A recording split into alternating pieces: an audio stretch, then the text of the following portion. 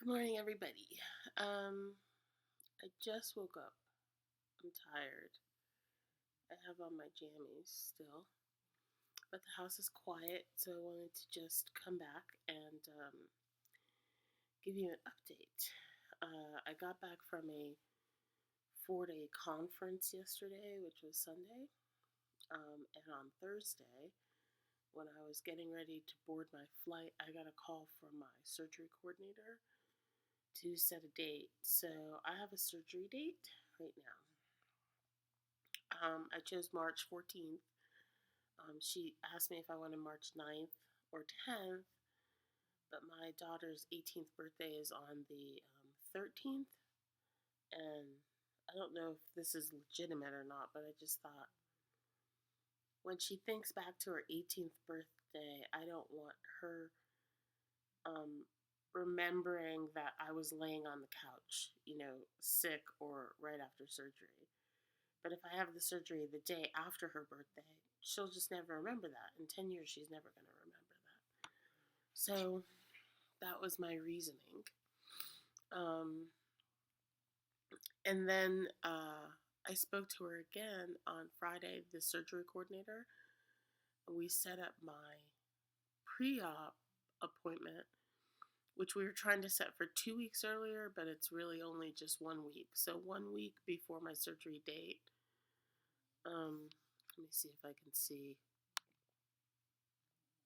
If I open my calendar,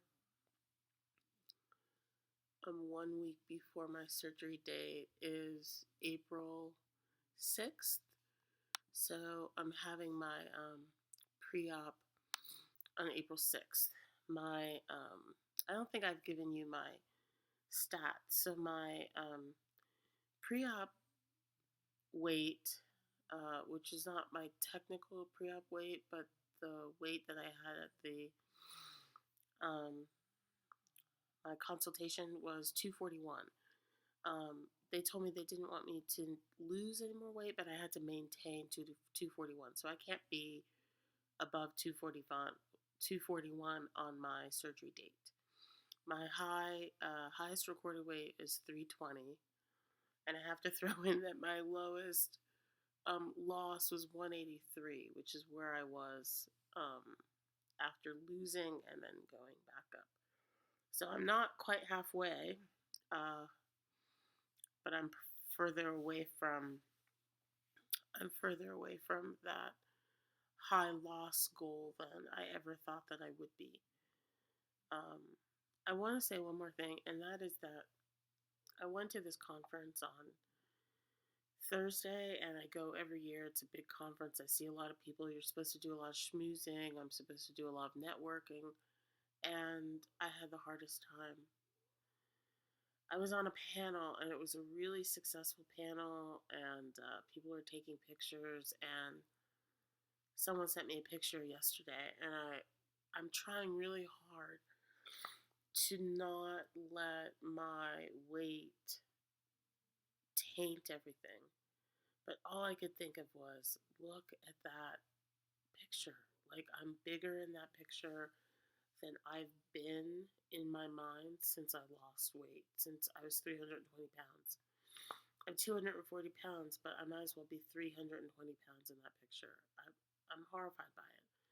And I have to look at it forever. So the whole time I was at the conference, I didn't want to network. I didn't want to talk to people. I would go to an event and I would go back to my room. People were coming to my room to look for me. Every night I said I was tired and I went to bed early because I couldn't stand to be down in the lounge with all of these beautiful, happy people running around. I haven't felt like this in over 10 years. Losing weight was just the greatest boost of energy and happiness that I ever had in my life, and I never ever thought that I would be back here. I never thought I would be a statistic. I work hard at it. I just haven't worked hard enough, I guess.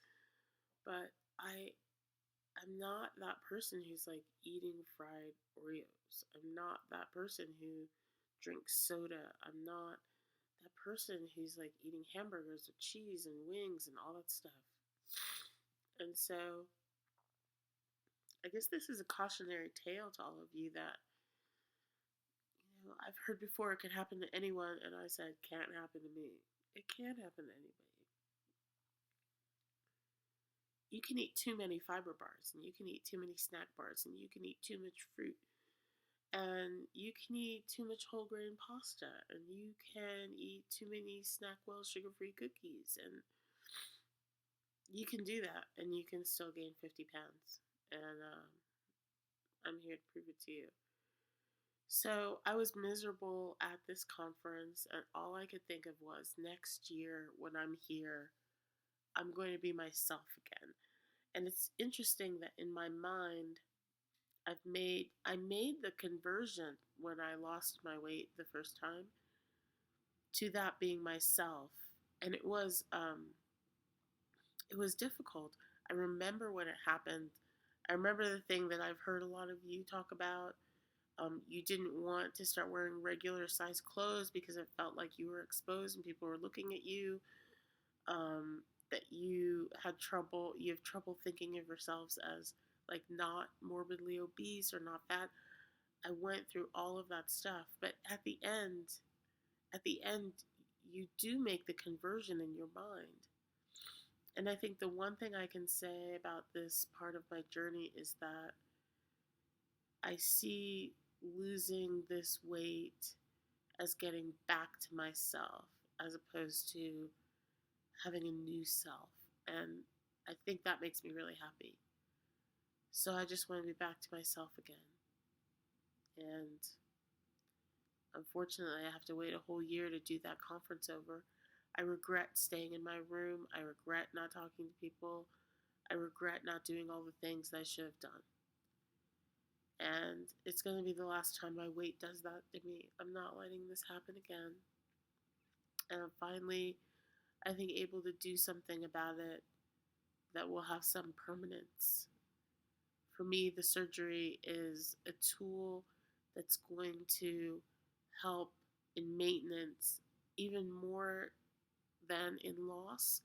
I really need a maintenance tool, and I'm really hoping that this is it. So, my surgery date is May 14th at the University of Colorado Hospital with Dr. Schoen from the Bariatric Weight Loss Clinic. My pre-op appointment is May 6th, and I'm really excited. I'm really excited to get it going.